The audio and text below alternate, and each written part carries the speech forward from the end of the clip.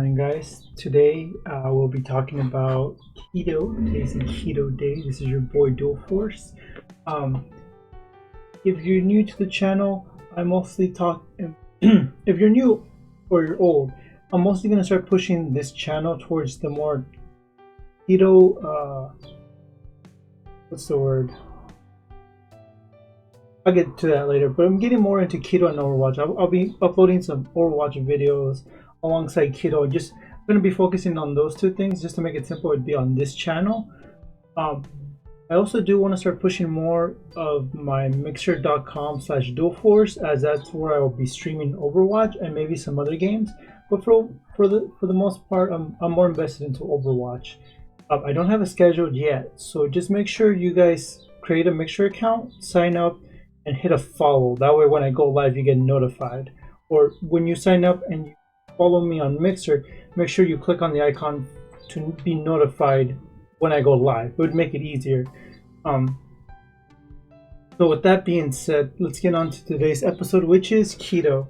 Now, as to my last post video, I said I'd be making a more keto video. This is it. I want to note, since the last video, I have lost a significant amount of weight. And like I stated before, I decided that I'm going to be doing keto permanently, meaning I'm not going to come off keto. There's no more cheat days for me personally. I'm not pushing this to people that if they want to do cheat days. I'm just giving you my personal experience, and today I'm going to be talking about why I decided to make this more of a permanent and non-breakable, with certain exceptions, not being cheat days, but in different type of way, which I'll get to the end of the video about that. But for now, let's talk about why I decided to stay on keto and what helped me lose more weight in the last couple of months. So going off, Mtc Oil. Mtc Oil is amazing. Now, if you guys have been doing your own research for keto for a long time or for a while by watching other YouTubers, the MTC is like your staple. It is like the most used thing on keto. It's the most needed. Not really, well, you really don't need it, but it's the most beneficial, helpful, boosted item that you would want. If you want to benefit a lot from keto, you definitely want to get MTC oil. And I'm going to tell you why. MTC oil, I use it for all of my smoothies and coffee. If you make smoothies or coffee, I personally, when I make both those types, I use it. Coffee, MTC oil. Smoothies, peanut butter smoothie, MTC oil. Chocolate smoothie, MTC oil. I'm still working on some other smoothies, but I'm pretty sure I would use MTC oil regardless. And the way you use it is, all these drinks have one thing: you mix it with bullet. I bought a bulletproof, what do you call it? Shaker spinner. I forgot what it's called. They call it the bullet. Basically, it's like I'm not good with these terms.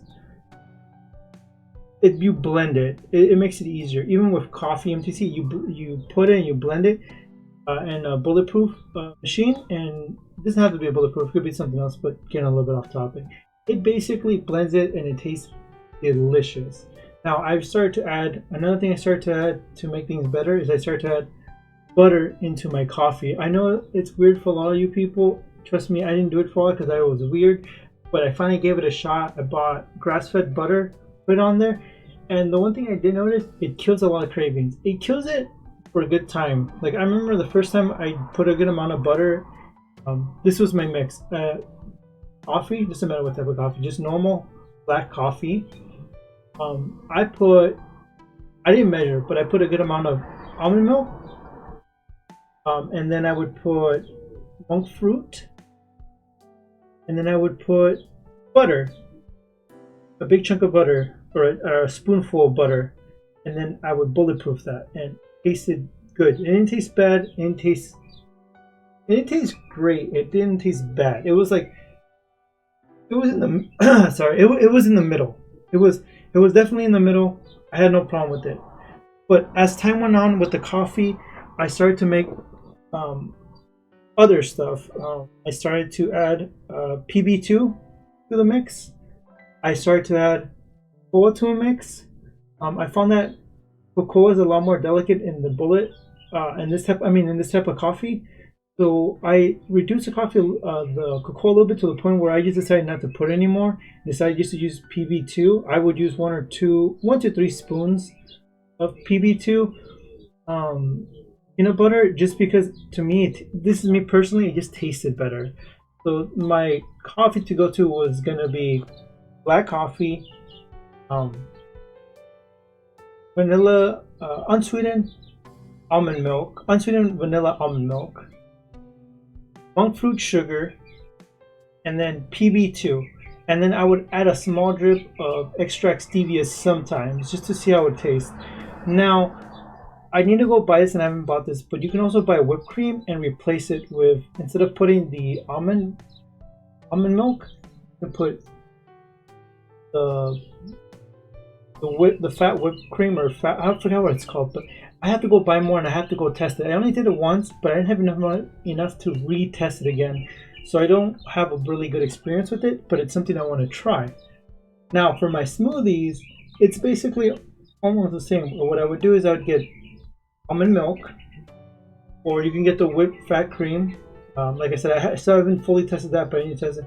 So I get that. I get PB2, and then just those two with monk fruit. I would mix it. I would throw some ice in there to crush it, to give it more of a little smoothie texture. So, and I tried that with the chocolate one. Both of them taste good. The thing about the chocolate, which is cocoa, unsweetened cocoa, the problem I have with cocoa is that I tend to do spoons of everything, and cocoa is super strong. The cocoa is heavily strong, so you have to be careful if you do cocoa. You should do small amounts of cocoa, and then make sure they're not full spoons, because cocoa in general is just really, really strong. But those are basically my current smoothies and coffees, and I've been the last couple of weeks, I've been messing with those, constantly making them, constantly drinking them. They've helped me stay pretty balanced in a high level, because I put and all of these things, I forgot one ingredient because it's so common to me. MTC Oil. 1 spoon of MTC oil has been added to all of these. I get one spoon of MTC oil. You can do 2, 3. I'm not sure. It's up to you. But I've done at least 1 to 2 spoons of MTC oil, and all of the things I just mentioned. It's like a staple. So I sometimes forget about it, but it's a staple I always use. And it's, like I said, the main thing about MTC oil. It's so beneficial and so useful. I've eaten a lot more vegetables, and I've actually gone to Costco. I actually got a membership at Costco, so you can get more vegetables and easier. So I've gotten more broccoli. I buy way more broccoli now, avocado, and I've been buying asparagus, and then I bought Brussels sprouts. I bought in those cherry tomatoes, and basically what I've been doing is in the midday. So in the midday, or in the morning, or whatever, what I would do is I would cook all of it, and this is just the way I do it. You guys don't have to do it. What I would do is I would unfreeze anything that I'm going to use, and anything that I would take off the fridge. So I would put on a pan, I would put a handful of broccoli, I would put 2 or 3 asparagus, chop it up so I can put it on the pan. I put every vegetable except for tomato in the pan, and I would cut the Brussels sprouts. So I would cut the Brussels sprouts, the broccoli, the asparagus. I would put them in the pan, and I would drizzle them with MTC oil, just a drizzle, and then I would put salt.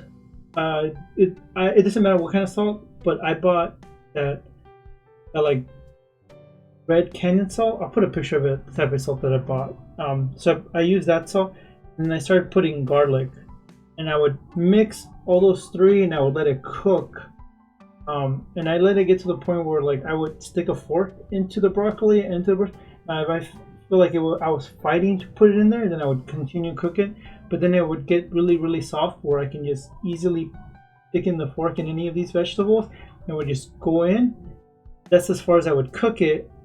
But take that out, and then I would eat that. No, I would take that out, and then I would add, depending on how much vegetables I cooked for that, I would also add avocado and the cherry tomatoes. So I would cut the cherry tomatoes, and I would cut half an avocado to a full avocado, depending on how my day went. I would add that to with my vegetable, and I would eat all of that. And the reason I cooked it is because I'm not a big veggie person, but I found out adding the garlic, the salt, adding those gave it a really big flavor, made it delicious for me, and my body loved it more that way. So I continue doing that for a couple. I'm doing that now, but I've been doing that for a couple of weeks now, and it's been really helpful up to the point where I have to watch how much broccoli or how much vegetables I put in the pan because I get more full easier than I did before. Before, I could fill up the whole pan, eat the whole pan, and then like a few hours later, I'd still be kind of hungry, and I would finish all that in one setting. Now I'm getting to the point where if I try to eat that in a whole one setting, I can't. My body just gets full a lot easier. So I have cut down the portions by half, and then it's easier. And this is what I'm saying. I would fill up the whole pan, plus I would have half the avocado and the cherry tomatoes. Add that to my thing right after that. But I'm getting to the point where half the pan plus the avocado and the tomatoes are like really, really getting me full faster. And me making the smoothies and coffee drinks also, I've cut down on how much I put because those things have filled me up more faster as well. And then I also started doing intermittent fasting. So I know I've been gone a while from the channel and uploading, but in the time that I've been missing, I've been experimenting with all these things, from experimenting on vegetables to adding vegetables. So I didn't really start with broccoli. I only started with Brussels sprouts and asparagus. And then I added broccoli, then I added the cherry tomatoes, and then I've added the avocado. The avocado is something that came in between and after, but I wasn't really mixing the avocado. It's a staple that's really needed and it helps you burn a lot of weight on the keto, but I actually didn't use avocado for the first few months of my keto, and then I started to add it more, and then I noticed a lot more health benefits. My bad breath kind of started to go away when I started eating more vegetables more frequently. I started to notice part of my skin color started to get more colorful, more I guess more. I don't know how to say it. I just don't know the terminology, but people noticed that my skin color was a lot better. It was more textured correctly, and it didn't feel like my colors were off. I don't know how to explain it, but that's just how people were stating. I noticed a fluctuation of more energy, fluctuation of less cravings, more happier mood throughout the day, along with something really bad didn't happen throughout the day. Better mood. I wanted to do more exercise. I wanted to walk more. And exercises, I'll get into that in another video. Just because I'm already going very heavy today on just the food section, but I'll talk about the workout and other stuff. And then butter, I started to add. So I think I stated this in my last video too. I'm still going all over the place, but one of the reasons, and again, I'm gonna get to the part right now and why I decided to do keto permanently, is because for me, the problem my entire life, and this is like from being a kid, I love cookies, I love ice cream, I love chocolate, like I love these things, like I love them so much that when I was doing originally keto with a cheat, all I will ever do is like, I want these. Or when I was originally losing weight before keto, a different way, I would also like super be happy on a Sunday. Oh, I get my sugary treats. I'm so close. I've lost so much weight. I deserve this. So it used to be like that, but I have found out that I can eat chocolate and ice cream, cookies, and even pizza on the keto diet, and all of it could be keto approved, meaning I can eat this stuff and it's still in the keto diet. So I can have this all the time and I wouldn't be breaking my keto regimen anymore. So for the cookies, I would have to explain that in a different video because the cookie one takes a lot of ingredients, so I'm not going to get into that one. But for fat bombs, the fat bombs have become very easy for me to make. I've messed with a bunch of YouTubers fat bombs, and I've done all of theirs, and I decided to custom made what better suits my taste buds, and that's what I like about it. So for my fat bombs, I decided to do 1 cup of coconut butter or coconut I'll get a picture of the coconut that I use, or close to what I use. So 1 cup of that, 1 cup of stevia, extract stevia, 3 to 4 spoons of PBB2, and then I try not to do a full spoon, but a semi-spoon or at least a close to a spoon of cocoa. Now the reason you have to be careful with the cocoa is because in the experiment that I'm doing, or the fat one I'm doing, if you add too much cocoa, it really kills the flavor, because cocoa is really strong. Like, people don't understand, because if you've been a person like me who's always eating chocolate, and then you start eating cocoa on its own, like without store brand, you start doing the cocoa, and you start to realize that cocoa in general is really powerful stuff. Like, it makes you wonder how they get it so sweet. That's how much sugar they add into like these Snicker bars, Reese's cups, to offset the core of the cocoa. Because, like I said, have you ever done just one? For people that start to keto or have experience in it, you guys know that 1 spoon or 2 spoons of cocoa in anything, super strong, like really strong. It's like the flavor consumes every other flavor in whatever you put it in. So on my fat bomb, like I said, so I add that. So it's, sorry about that. So it's 1 cup, one whole cup of coconut, 3 to 4 spoons, or anywhere between 2 to 4 spoons of PB2. That's what I do.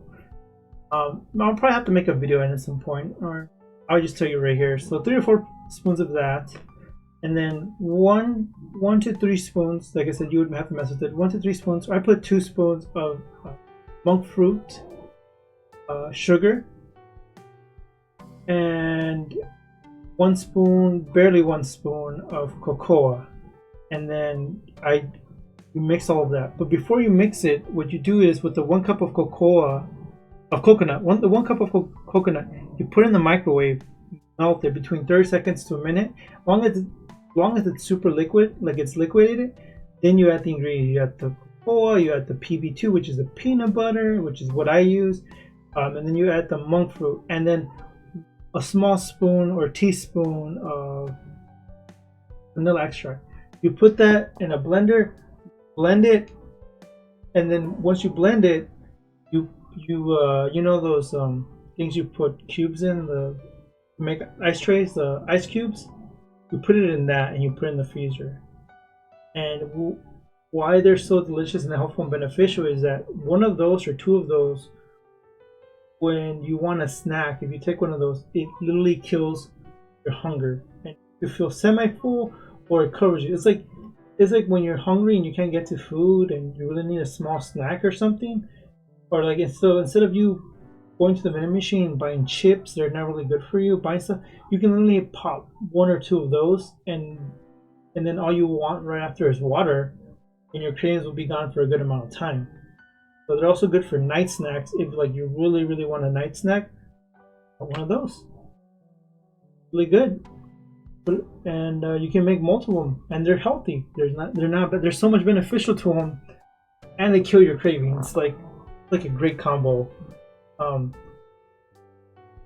So that's what I've learned. Ice cream. So the ice cream is, this one's also a little bit simple. This one you can mix, or actually you don't use cocoa milk. This one you use the whipped cream. Like, you don't need to buy it, but it's whipped cream. You buy a certain type of whipped cream, or depends on the whipped cream you want to buy. But depending on the whipped cream, you want to spin it a certain degree. You don't want to make it too foamy, but basically it's 1 cup of whipped cream. You know what? It's better if I probably make links, because I really can't see on the top of my head. Or let me see if I have my phone. I'm on my phone. Okay. So let me see. I have them saved. And this is, I took this from another YouTuber, and I followed her recipe. And it's really what I use for ice cream now. And I've edited her thing to fit more of what I want in my ice cream. But for her peanut butter one, what she put is 1 cup of heavy whipped cream, 4 spoons of peanut butter. I use 4 spoons of PB2. Sorry. She uses 1 teaspoon of Swerve, I use 2 teaspoons of monk fruit, and one teaspoon of vanilla extract, and then she adds extra like optional ingredients. I leave it like that. I just love it like that. That's perfect for me. So I blend that to a certain amount, because then it gets too heavy. I blend it and I put it in the freezer, and then after a while I'll take it out and I'll eat it over the weekend. Now what I like about that is I'll make at least 3 or 4 of those, and I'll put 3 or 4, and then once in a blue moon, when I have family members, I want to eat ice cream, or they bring their sugars, I'm like, oh man, I have my own like ice cream or cookie. I'll take out one of my ice creams. I'll eat them right there. And then the best part is it's still keto friendly. You're not eating everything. All of it's is not bad for you, especially if you're on the keto. It's not gonna really hurt you, and it's not. And there's benefits. The PB2 has benefits. The monk fruit has nothing bad from it. So in that kind of sense, it's great. So those are things that I've been working on. I also will try to link. I have to find her video, but I copied down her recipe. But if I find the original of it, I'll also put it in the description of where I got the keto ice cream from, and then that way you guys can look at how she does it. And that's basically it for this video. I'll continue to talk about. I'll upload another video later talking about the exercise. Oh, sorry. I was talking about going back to eating a little bit unhealthy or eating carbs. So right now I'm still losing weight, but basically I want to eat carbs on certain days when I want to bulk. Those are the only days I want to eat carbs. So for that, I'm looking more into that, but it seems like I have to eat carbs and then heavily worked out in order for my body to push those carbs into the right areas.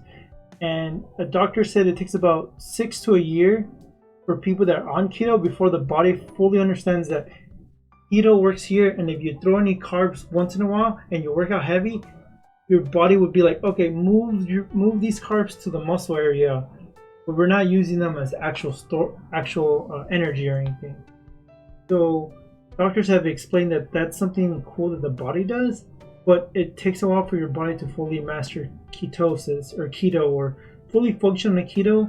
And then when you start introducing carbs, you only want to introduce that if you want to bulk around the time you're going to work out. So if you plan to work out heavy on a bulk, then you have to find those videos. But basically, you would want to eat like carbs, like really strong carbs, and then do a heavy lift. That way you can store all the carbs in your muscle area.